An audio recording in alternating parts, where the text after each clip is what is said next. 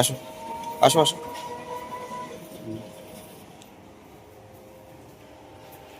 বাবা তোর নাম কি বলো? অসিত কর্মকার, বাড়ি কোথায় বাবা? মালদা।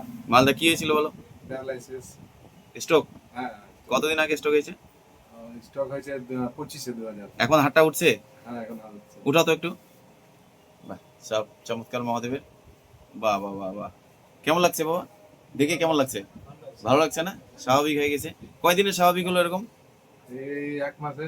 1 মাসে কমপ্লিট? এখন হাঁটাচলা করতে পারছো তো? হ্যাঁ, হ্যাঁ, আলহামদুলিল্লাহ। বাহ বাহ বাহ বাহ। স্ট্রোক 1 মাসে কমপ্লিট, হাঁটাচলা করতে হবে। স্মাইল বাবার।